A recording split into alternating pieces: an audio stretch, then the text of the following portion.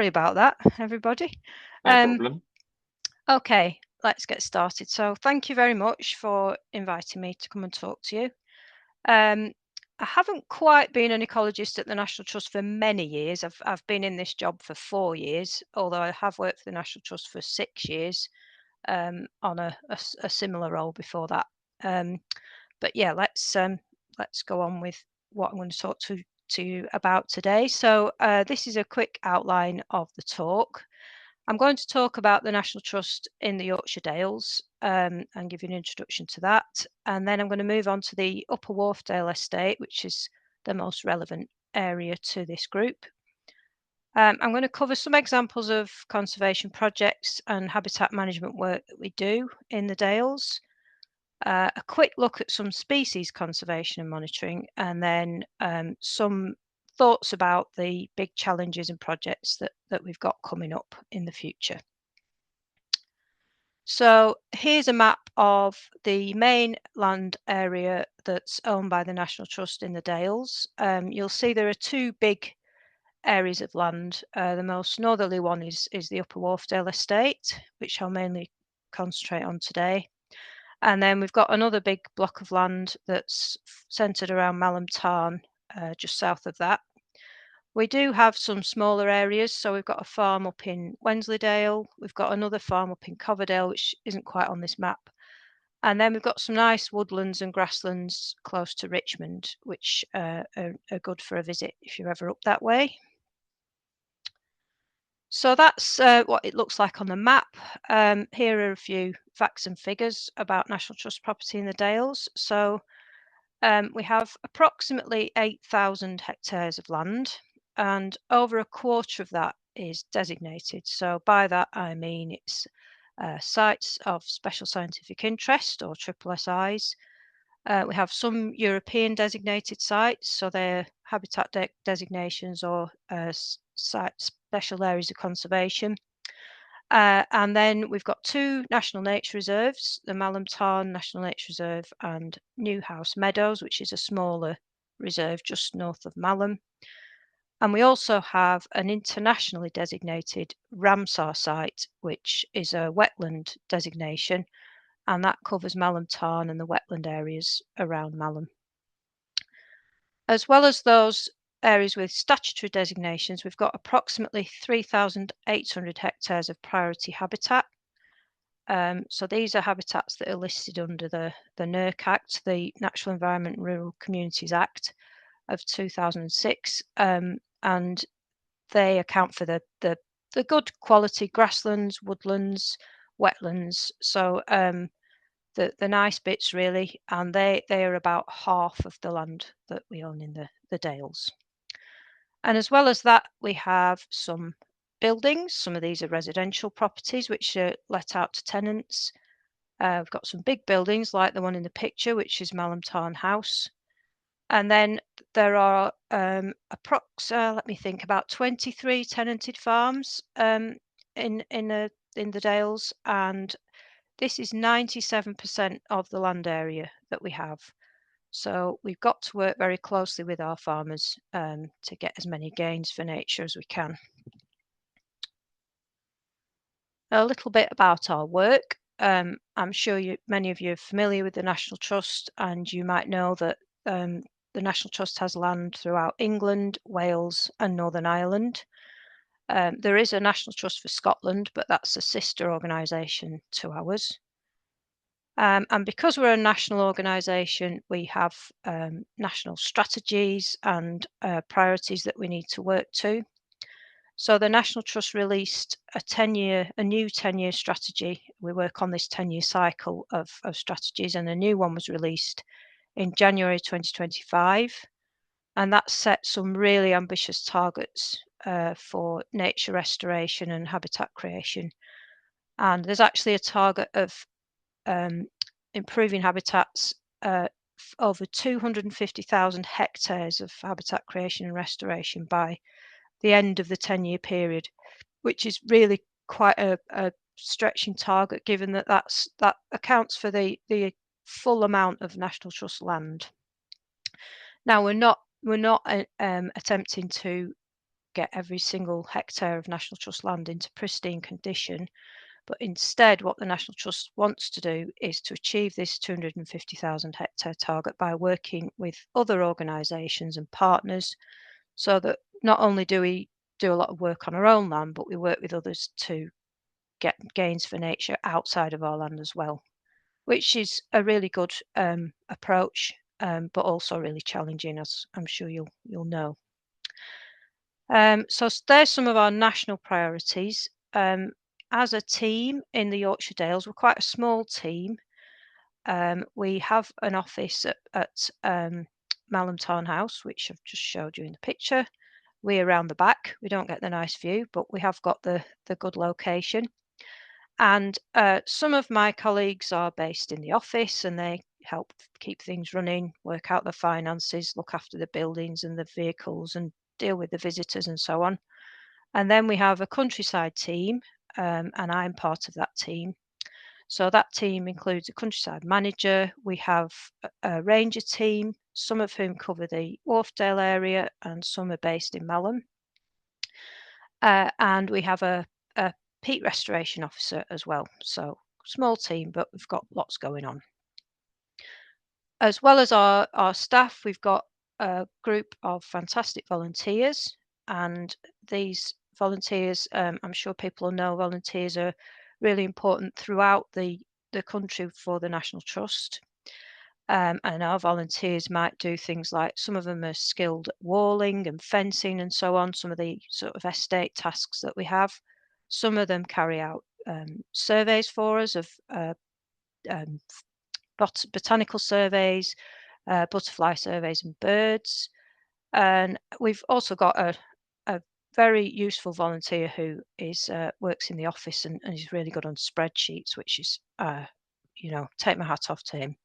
But yeah, the volunteers are fantastic.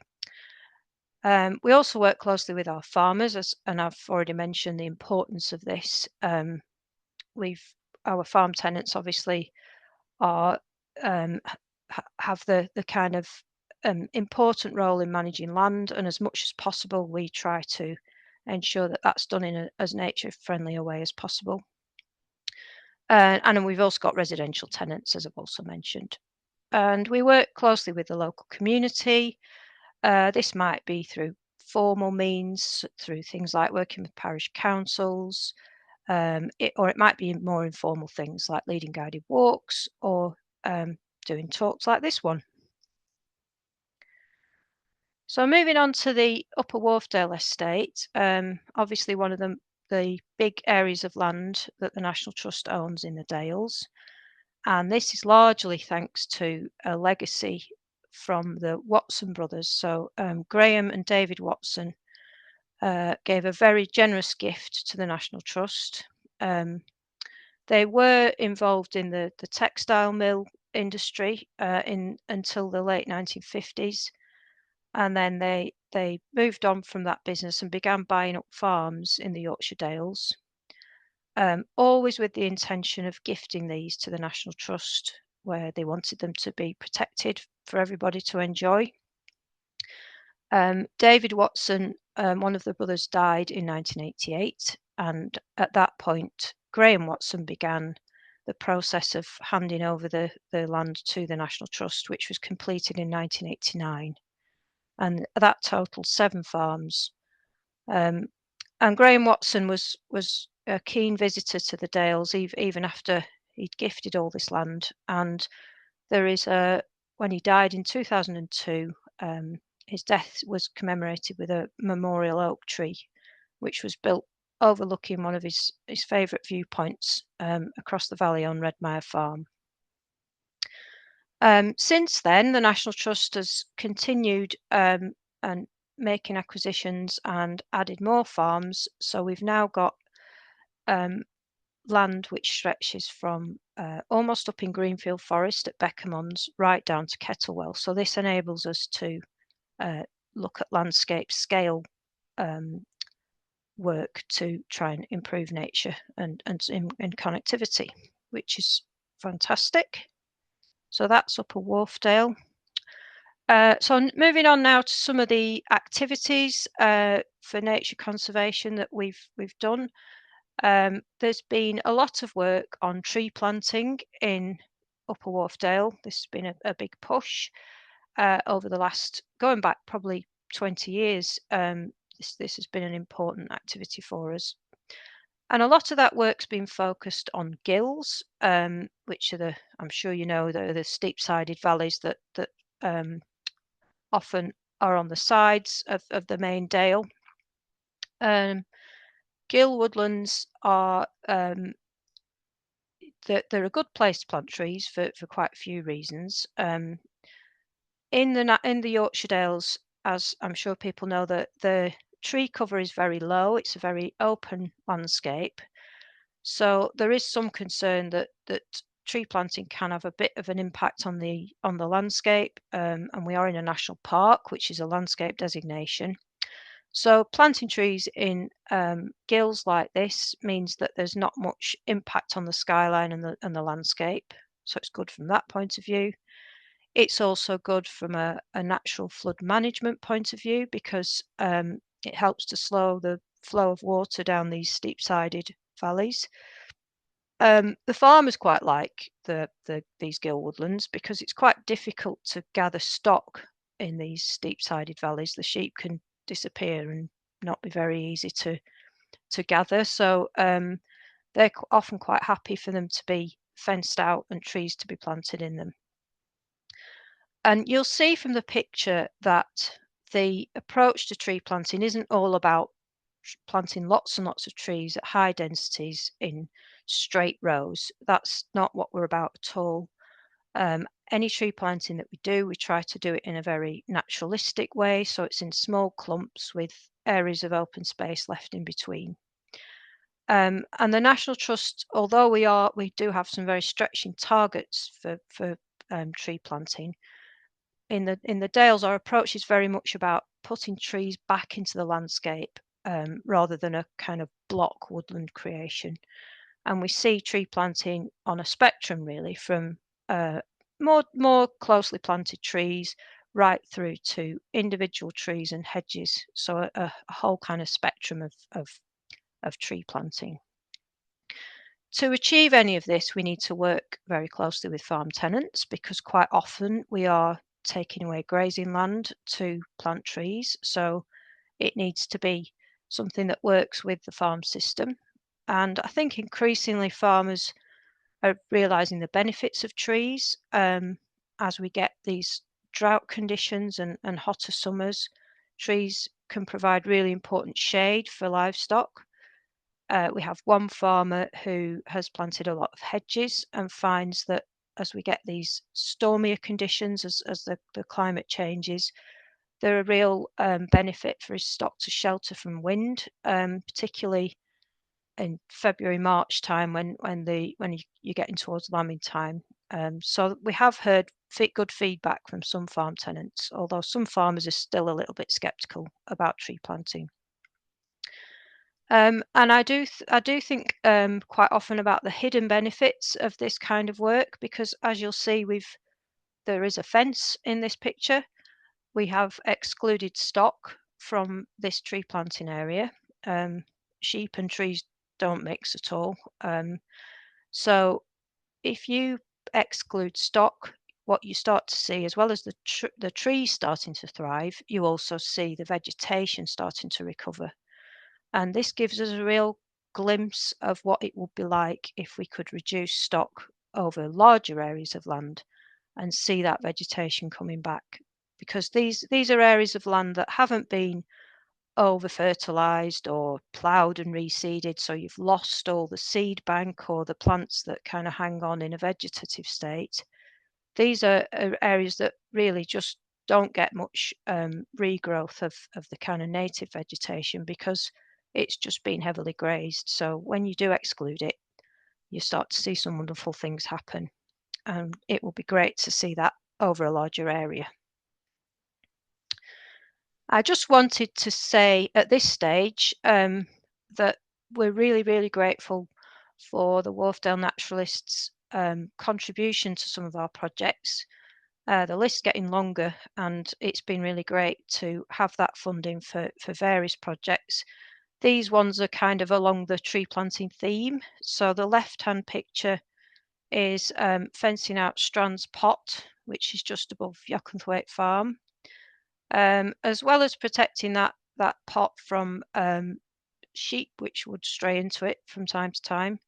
It also allowed the vegetation to come back again, and there are some nice bryophytes and ferns in that pot in the humid atmosphere further down. So that's been a nice little project, and the Wharfdale Naturalists helped pay for the fencing there. So that was really appreciated. The middle picture is the Dales Way footpath, which hopefully some of you have had a chance to walk along. And this is a stretch of footpath from Hubberholme where before the footpath was laid like this, walkers had to walk along the road. So they come from Buckden along the riverside path, and then they kind of be thrown out onto the road. And now you can walk right along the riverbank, and you come out just before Hubberholme with a short stretch on the road. So this path is about 600 metres. The farmer was happy for us to fence out the path and allow that area to be alongside the river to be tree planted, and Wharfdale Naturalists very kindly paid for those trees. So that's added a biodiversity benefit, also stabilises the bank a bit there on the river, and again the vegetation will recover. And then on the right hand side we have a small orchard which is at Cowside House.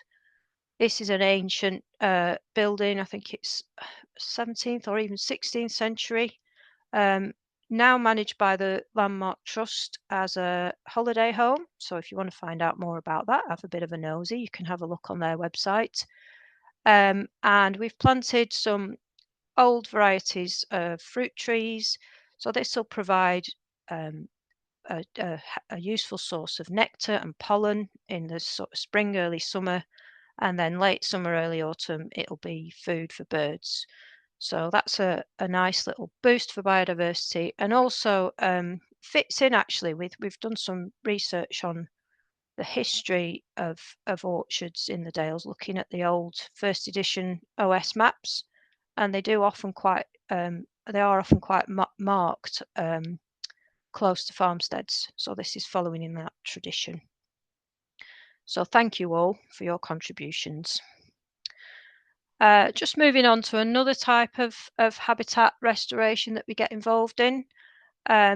Peat restoration's been a really important part of our work in the Dales. We've restored hundreds of hectares of peat in Upper Wharfdale, and also some big areas of peat restoration on Fountains Fell and Darnbrook Fells in the Malham area.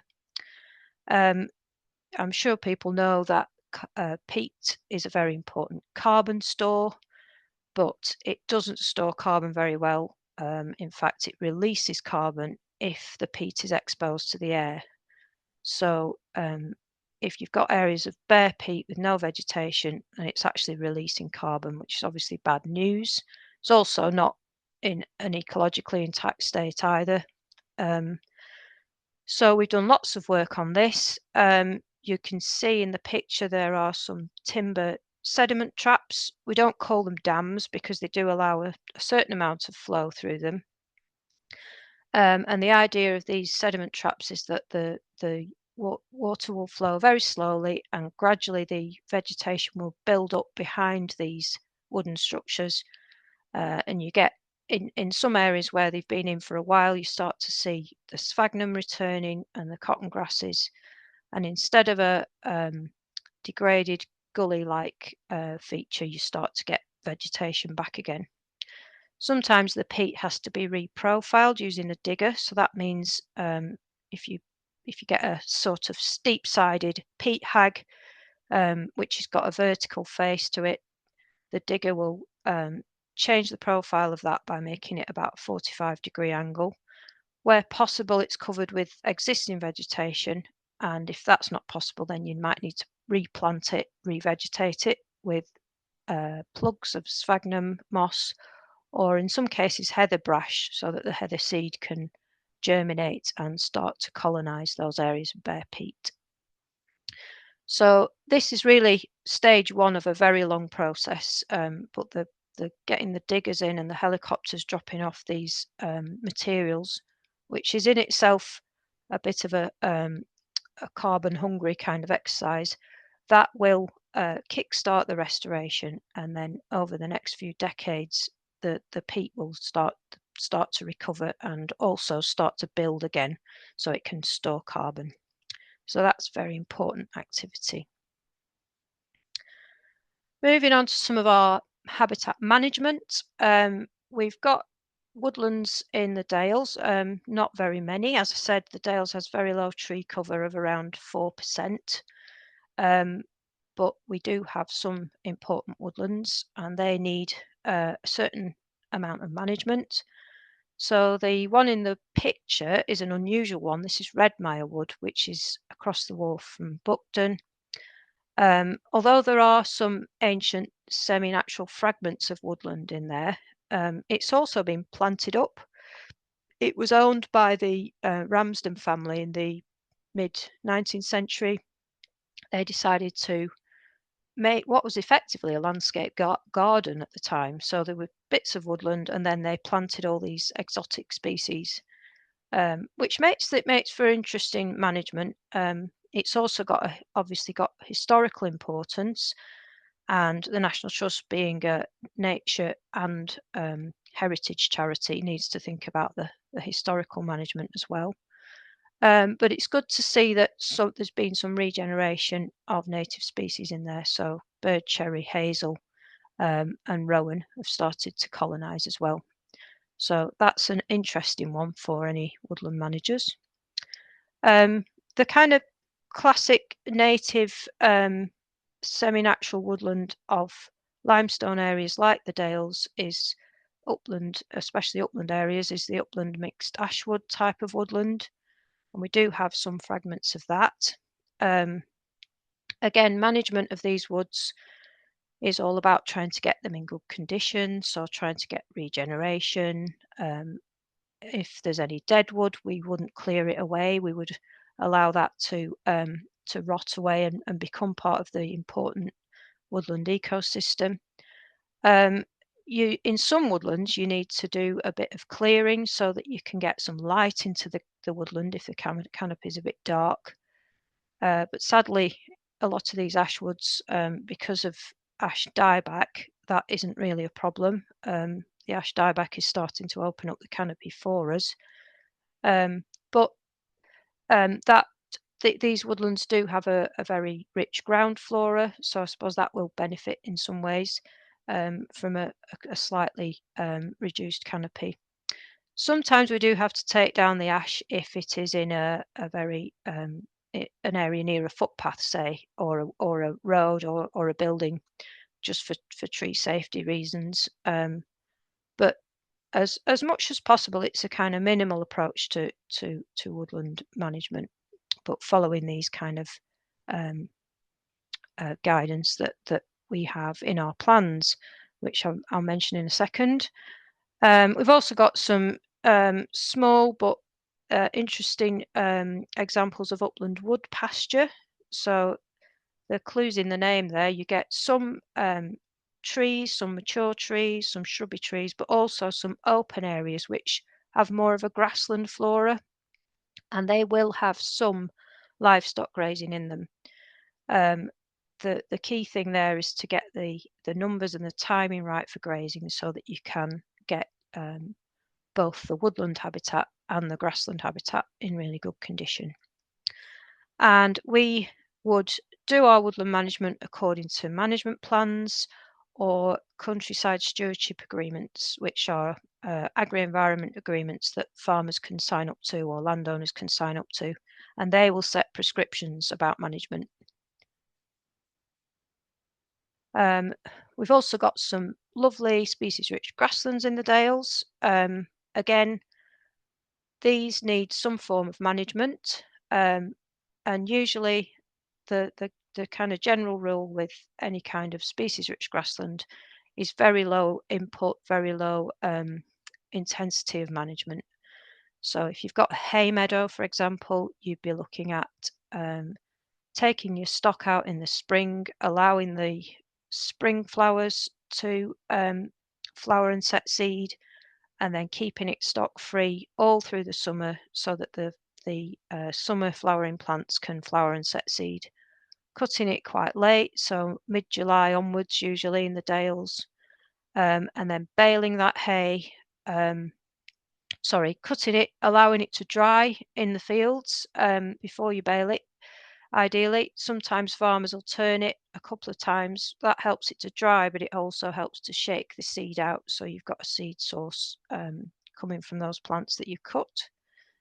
And then it's baled, hopefully not wrapped in plastic, although increasingly a lot of even meadow bales are wrapped in plastic. And then it can be grazed as an aftermath grazing, ideally by cattle, because if you graze with cattle, then the hooves can create some small bare ground niches so that the seeds can start to germinate. So that's the sort of meadow management cycle. And then your kind of limestone grasslands, again, these wouldn't be cut. They're usually on thinner soils, not as suitable for hay, and often quite steeply sloping. But again, a very kind of extensive, low numbers of livestock is the best approach, so that you can allow your flowers to go through the full life cycle. And the timing's important as well. You don't want lots of numbers on there right at the peak flowering season. So it's quite tricky because every site is different. And then, of course, the weather is ever changing. So some years you might need to tweak your management a little bit. Moving swiftly on, we do have other habitats to manage, of course. We do have limestone pavements and wetlands in the Dales, but I'm just conscious of time, so I'll keep going and move on to some of the work we do on particular species. So I've just picked out a couple here, and the first one is the field gentian. This is a lovely plant which sadly is nowhere near as common as it used to be, probably mainly to do with the intensification of agriculture in a lot of places. But we are lucky enough to have a few sites for field gentian in the Dales, and we've been working with the Species Recovery Trust, which is an excellent organisation. They do a lot of online training, actually. I don't know if people have used any of their training courses. They do make a charge, but they've got some really good online and in-person training if you're interested in that. We are working with them on monitoring the field gentian. What we do is we go out and count each plant that we find. So we do this with our staff and volunteers. And you have to really get down on your hands and knees really for field gentians. I'm sure some people know that they are very similar to their close relative, the autumn gentian. You've got to kind of have a really good look at the calyx to tell the difference, because they do often grow together and flower at the same time, which makes things tricky. But once you get your eye in, you can spot a field gentian. So what we do is we go out with these little red flags and stick them in next to a plant so that somebody from the group can come up at the end and clear each flag and count it. Makes things a lot easier. So that's the field gentian, and we also collected seed from this plant in 2022 as part of a project that we did with the Millennium Seed Bank, which is administered by Kew and is based down in Surrey. So we collected some seed. We followed a very strict protocol so that we didn't damage any of the population. And we packed those up and sent those off. So there's a little piece of the Yorkshire Dales in that Millennium Seed Bank now, which is lovely. We also collected seed from quite a few other plants. Dwarf milkwort was one, and the large yellow sedge at Malham Tarn, which only grows at Malham Tarn and Roudsey Woods in Cumbria, so we managed to collect a bit of seed from that as well. So there are a few other species in that collection. Moving on to our real celebrity plant, the lady slipper orchid. So this is a plant that was almost extinct from the UK. There was just one plant remaining in the Dales at a secret site. I don't know where that secret site is. At one time, it had a 24-hour guard on it. But thankfully, due to some really painstaking work, again by Kew, these plants, the propagation's taken place from that original plant, and we've been able to grow on other plants from that original source, and they've now been planted out in various places. Now, it's very much a limestone loving plant. It's very demanding of its requirements, ecological kind of niche habitat and niche requirements. But the reason it became so rare was unfortunately due to plant collectors digging it up and selling it, which is always very depressing. But thankfully, we've managed to resurrect it really. So these plants are in the rockery at Malham House, so you can see these in all their glory in mid to late May if you're visiting. There are also some on a public site at Kilnsea, and then the National Trust has some other sites which it doesn't disclose the location of for obvious reasons. So we've got some other sites in the Dales. There are some over at Arnside, Silverdale as well, on National Trust land. And also there's some at Ingleborough. So they are in a few sites, doing better in some sites than others. They're a bit unpredictable, but it's good to see them doing really well. So just saying a little bit about our participation in various monitoring schemes. So, and I'm sure some people here will also volunteer to take part in some of these monitoring schemes. We have two British Trust for Ornithology breeding bird survey squares, which are surveyed by one of our rangers, who is a very good birder. We have some butterfly transects. We have a weekly one at Malham Tarn, and we also have some of the wider countryside butterfly transects, which they're not surveyed weekly, but they are surveyed at certain points through the summer. Malham Tarn National Nature Reserve is one site on the Natural England's long-term monitoring network of sites. So these are where monitoring is carried out on national nature reserves throughout England. There's another one of these at Ingleborough. And Natural England come and collect very detailed data on vegetations, soils, and more recently we've been asked to collect rainwater samples and samples for air quality, like an ammonia testing scheme. So we send off our rainwater in the post to a lab and it's analysed for pollutants. And all of that data is available publicly on DEFRA's website. One of our things that we've got involved with now, and is really it's a kind of an experimental stage, is this idea of restoring lost upland habitats. So we are talking about some of the upland scrubby habitats and tall herb habitats that you might once have found in the uplands before there were lots of sheep around. I've got a colleague in the John Muir Trust over in Cumbria who talks about ledge veg, which I think is a great term. And he's talking about the vegetation that kind of just clings on cliffs and ledges in certain places where it's been out of reach of, well, mainly sheep, but I suppose deer as well. So we're looking at how we could perhaps bring some of these habitats back. We're looking at species of scrubby willow, and the ones in the photographs here are dark-leaved and tea-leaved willow, which do grow. There's quite a few plants growing up alongside the wharf, it's likely that they are all hybrids because willows do like to hybridize. But we have those as a source which we could take cuttings from.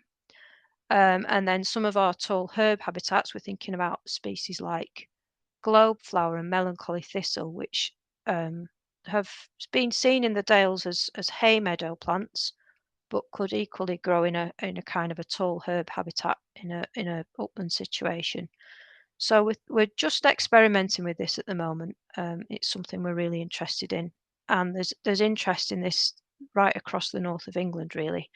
Much more work being done in Scotland, where they've obviously got some very montane situations, but we still think there is a place for some upland scrub restoration. Just a few thoughts to finish off with. I wanted to stress that how we work a lot alongside others, and these might be statutory bodies, so Natural England, the National Park in particular. I represent the National Trust on the Biodiversity Forum, and I know you have your own representative, Gordon, who is also on that forum, and that's a body that works throughout the Dales and includes some of the bigger organisations and some of the smaller groups as well, trying to increase biodiversity across the Dales. We work with voluntary and community groups, and we also work with other groups such as universities and educational groups. This is actually a picture of some people from Leeds University planting some trees up above Buckton Beck, and it was a project funded by the Wharfdale Naturalists. So again, thank you for that. We do actually lead a module for Leeds University's master's students every year, so we do reach out to the academic sector as well. I should mention climate change. This is obviously one of our big challenges for lots of reasons. The picture on the left is a big beech tree that came down during Storm Arwen. When was that? About 5 years ago. We lost a lot of big trees that year. It was a big storm, but obviously every time there's a storm, there's some damage. So that keeps some of our staff really busy and might take them away from some of the more regular conservation work that they could be doing. So that's a big impact for us, and also a cost as well to the organisation. The middle picture is of a hydrograph. So we are monitoring water table levels over at Malham Tarn on the bog there, on the raised bog, and also on the fen. This one looks particularly crazy. This is one that's right near the edge of the peak cliff on the edge of the tarn, so it is particularly does change a lot. But we can see on some of our other hydrographs that drought periods are becoming more marked, and that's the water table is really dropping well below the surface. So far, it seems to be recovering, but we are monitoring very carefully to see how that changes over time. And obviously, a wetland environment like a raised bog needs to be very, very wet. So if we continue to get these drought conditions, we could start to see some serious impacts on that habitat. And then you can see a picture of the flooded wharf. I think this was a couple of years ago, around September time. Really spread out, burst its banks here. But this is actually one particular area where we had fenced out an area and planted some trees. And we found that that water, it does come up, but it does go down quite quickly in that area. And it's been better to allow the water to flood in that area than right across the main fields where the farmer has more of a agricultural value to them. But we are seeing this more often. The farmers are telling us that their fields are flooded more often. So it's a big deal, obviously, for not just for nature, but for the farm operation as well. Something we need to think about. We do actually have a big meeting of some senior people from the National Trust and Natural England tomorrow to talk about climate change. It's something that's discussed often, as you would imagine. And I just wanted to finish off with a quick description of our big landscape recovery project that we're involved in. It's called the Heart of the Dales Landscape Recovery Project, and this is, if people are familiar with agri-environment schemes, I mentioned countryside stewardship earlier. This is kind of like the top tier of agri-environment schemes, and it involves groups of farmers usually, or it involves big estates where they've got lots and lots of land. So the idea is that you're making benefits for nature at a landscape scale rather than just on an individual farm scale. The majority of our tenant farmers are involved in this. So that's, I think it's 21 or 22 farmers. And we've also invited neighbouring landowners. So these aren't National Trust tenants. These are people who've got their own land to join the scheme as well. So it covers about 10,500 hectares. So it's a big old chunk of land. It's important to say it is at its feasibility stage at the moment. You can imagine a big project involving all those farmers, and it is a 20-year project. It needs there needs to be a lot of thought put into how it works and how the agricultural payments can work. So we're working through that at the moment and coming up with options for how the land can be managed. But it's also involved a comprehensive habitat survey, which has given us a real fantastic database, really, of all our land right across the Dales, give or take a few little bits that aren't included. So that's given us some really, really valuable information. As well as habitats, we're also looking at how we might monitor species. Still very much in discussion at the moment, because that's quite a difficult one, how to choose a species that's representative. And I've just said watch this space because, as I said, at the moment it's in the feasibility stage, so there's not an awful lot we can say about it. But hopefully around this time next year, there might be more to say. So you never know, that might be one of your future talks I could have lined up. But yeah, it looks to be a very exciting project, hopefully, if everything goes to plan. So that's probably a good place to leave it, I think. I'll put my last slide up, which is just to say thank you, and are there any questions? Thank you very much, Elizabeth. That was fascinating. I think I realised quite how much of the Yorkshire Dales National Trust is looked after. We have got some questions. First of all, John Orby, is there any scope or are there current examples of wood pasture on National Trust land in the Dales? Yeah, we do have some wood pasture. I can think of one example up at Strands Wood, which is a really lovely example. Again, it's on the limestone, so you've got a real variety, quite a few ash trees, but lots of nice scrubby hawthorn and things like that. Lovely ground flora. And again, it's grassland plants as well as woodland plants, which is what makes wood pasture really special.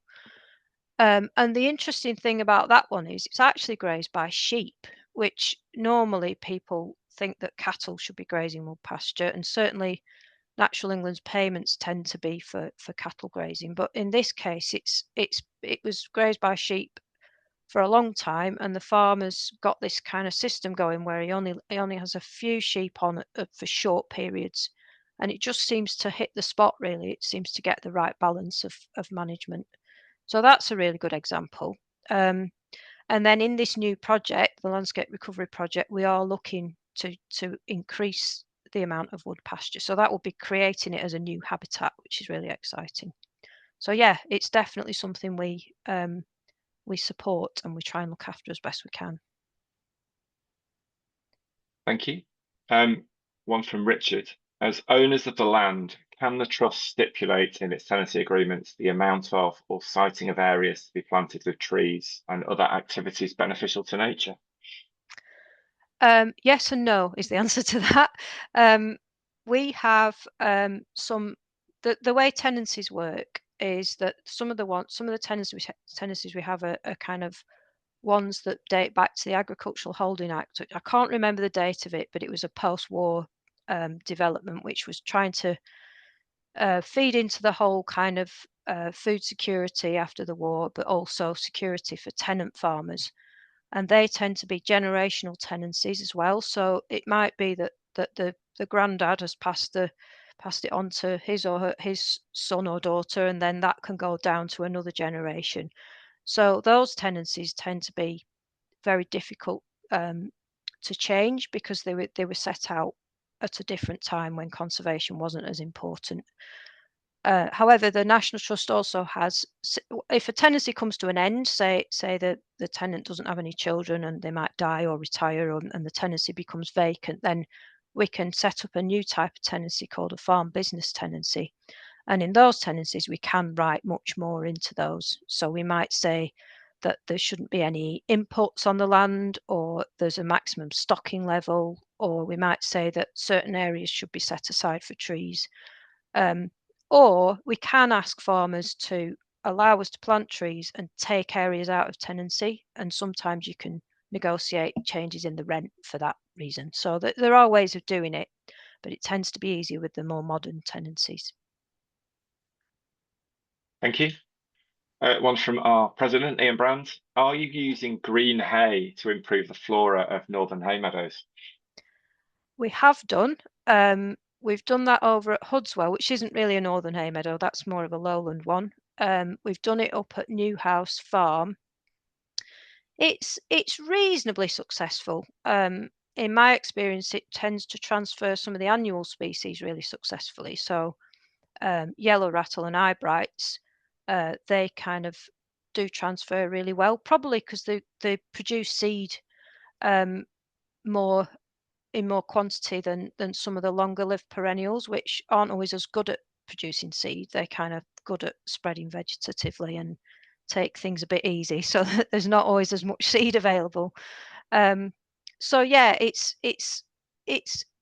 reasonably successful. We've also tried planting plug plants as well in some of the meadows, which you do get the odd one surviving, but it's quite difficult to get a lot of coverage because obviously that's a really labour intensive thing to do.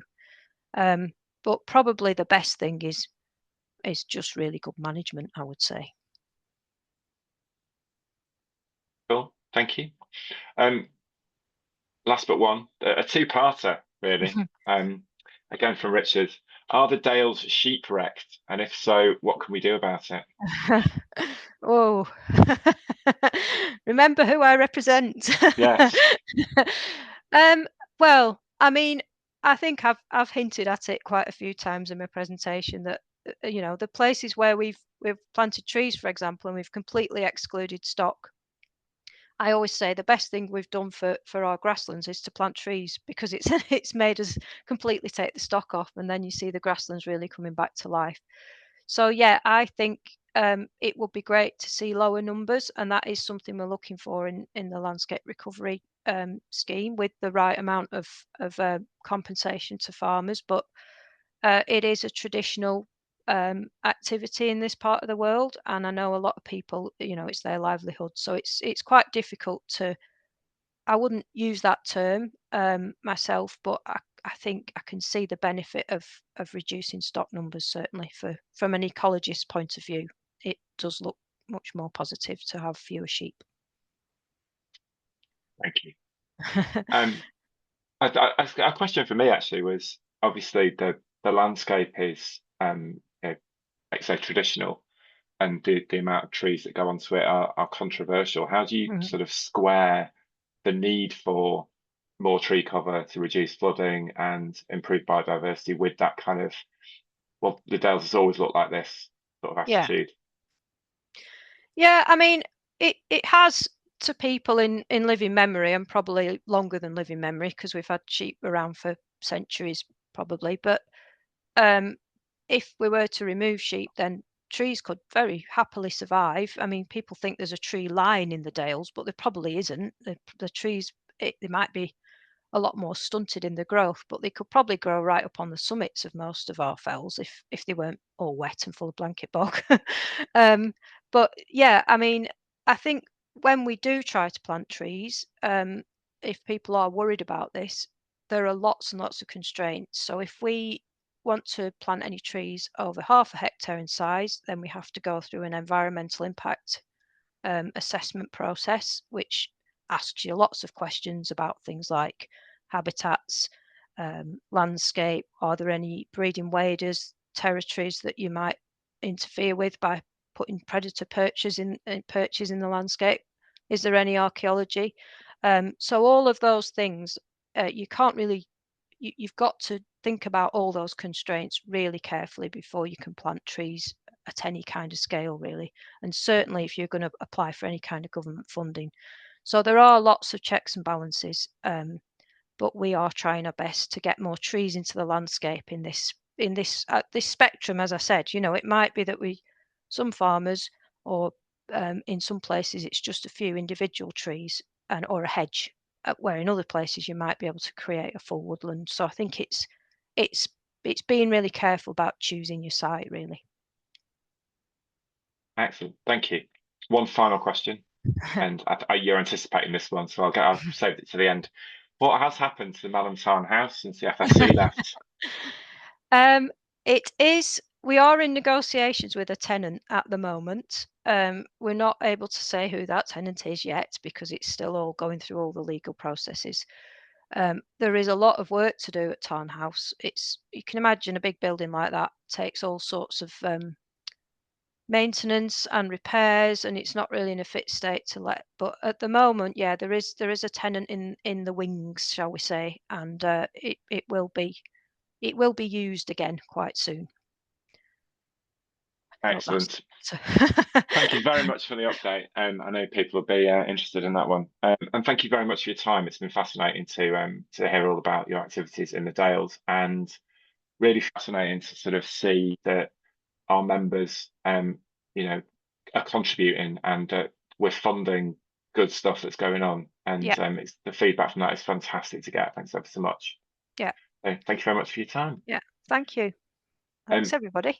Little bit of housekeeping. If you saw the slides that we're going through before the presentation started, we are on the lookout for articles and photographs for the 2025 annual review, apologies. And some notes for your diary. A fungal foray on the 10th of October on Thursday with Andy Woodall at Thrustcross Reservoir, meet at the car park. First talk of the season is Tuesday the 28th at Christchurch in Ilkley, and we're talking about the Darleybeck Curlew project and encounters with waders with Kevin Smith. And finally, there is a trip to Rodley Nature Reserve for birding, exclusive use of Rodley Nature Reserve on Tuesday the 4th of November at 10 a.m. So lots of stuff coming up, and if you haven't already seen them, there's a couple of articles in various press about the Wharfdale Gnat's 80th birthday this year. So Ilkley Gazette and the Yorkshire Post, I think, were featured. Go and seek those out. Thanks very much again, Elizabeth, for your time. Much appreciated. And we'll look forward to hearing from you again at some point in the future. Thank you very much. Thanks, everybody. Thanks, then. Good night. Bye-bye.